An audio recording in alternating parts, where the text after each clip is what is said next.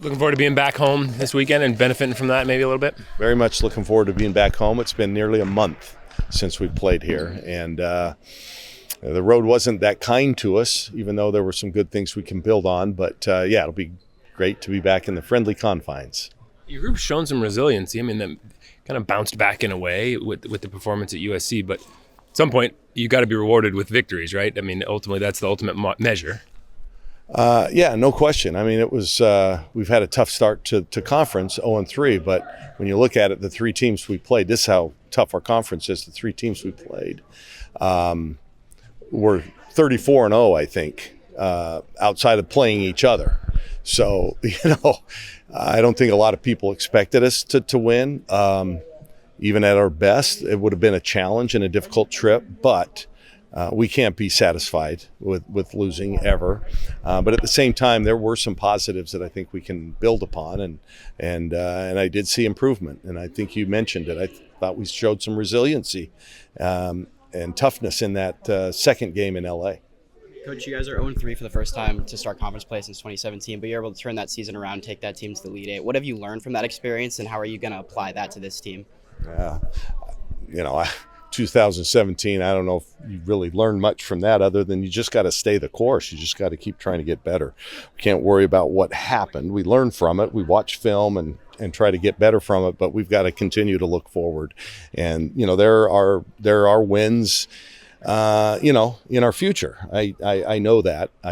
We just gotta play better. We have to make the most of opportunities. Friday night, I think, presents us a great opportunity. Even though I know Arizona State's going to be good, they're as hungry as we are right now. But that's the only thing we can do is just look forward. How improved are they from last year? Obviously, they're in the same spot as you, 0-3 in conference, but already equaled their win total from last year. Yeah, I think they're a good team. They obviously lost their leading scorer to an injury early, but I think they've rebounded from it. They play hard and they are organized. They're like us. They're playing a lot of zone as well. But the difference is their three games have all been at home, and we've had three games on the road. They're definitely going to be hungry. This is going to be a battle. But if we play well, I'm confident that it's a game we can go out and win. Arizona State's at the bottom of the conference in just about every three-point shooting metric. How is that going to play into your strengths defensively on Friday night? Well, we're down there with them, I think. So it's, I think either team that can, make some threes, soften up the defense a little bit, goes a long way. I think we're pretty good inside, and if we can make some threes and spread that defense out a little bit, I think it'll help our inside game so that we're not double and triple teamed inside. Something's got to give. One of us two teams going to have to make some threes, I think, if we expect to be competitive against anybody. Yeah, how's Philly holding up to the challenge of all the attention she's getting? I think she's doing great. The other day, look at who she's had to play in her three games. Beers at Oregon State, Rhea Marshall at USC, and Betts. Those are three of the top 10 centers in the country, maybe three of the top 5. And she did well against all of them, especially against USC. I was impressed. She was getting doubled every time she touched the ball. And so what does she do? She still has a nice scoring night, a good rebounding night, but she led us in assists with 5. She's really coming. It's not as consistent as we want it. She's still got to do a better job of finishing, but I'm so proud of her and the work that she's putting in. And it's not easy getting double teamed and sometimes triple teamed. It's not easy. I don't care if you prepare for it, and we do. Go out in the backyard, play your kids or play your brothers or sisters or play your, whoever.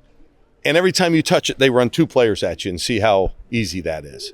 So, she's getting better at it, and I've been real impressed. There's the fundamentals of trying to score against 2 defenders, whatever, but just the mental challenge too of how is she dealing with that as well too? Yeah, and in fact, she's never had a better attitude. I don't think. I think she's really starting to accept the challenge, and more than anything, I think she's starting to believe that she's one of the best players, and the numbers are bearing that out. Outside of her field goal percentage, she's been dominant in every other area. So, against some of the best. And now she has some history. She's starting, 3 games, held her own in all 3 games.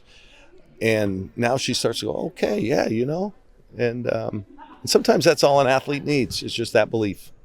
As this team continues to learn and grow going into Pac-12 play, what are your biggest teaching points right now in practice? I think for us it's just consistency. You know, we just got to consistently have more effort. You know, we've shown flashes. You know, there was a quarter or two in UCLA that we showed some flashes.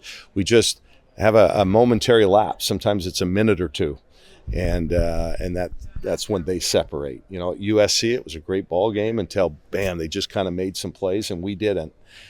So we just got to be consistent. You know, you look at the first half defensively up at Oregon State, we looked terrific. We were on point. You know, but then offensively, about a 3-minute stretch at the end of the first half where we could have separated and instead had an 8-point lead at half, maybe 14-15, changes the whole dynamic.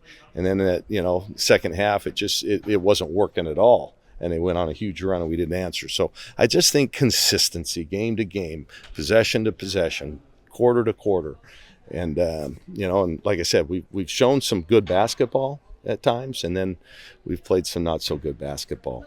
And as coaches, we're still trying to figure the team out as well. But I see improvement. I do. Yeah, obviously a lot of new faces, and then even your veterans are relatively young. You know, Chance and Grace being leaders as young as they are. Would you say that's a hallmark of a young team generally? A lack of consistency? Oh yeah, no doubt. You look at the players that were on the court at the end of the USC game. You know, we're going against a team that has 3 fifth-year players, okay, all good players. Now they had an outstanding freshman, and then Rhea Marshall's got to be in her 3rd, 4th year. I don't know. It seems like she's been there forever. And we're going with a couple of freshmen and a couple of sophomores and Philly. So yeah, I mean that's, you know, it's a process. We can't speed it up. You had mentioned that team in 2017. We started 3 freshmen and 2 sophomores that year. So it took a little bit of time, you know, and then they caught fire in the NCAA tournament and the Pac-12 tournament. You know, we hope that same thing can happen, but just with young teams, you can't, they can't grow up overnight.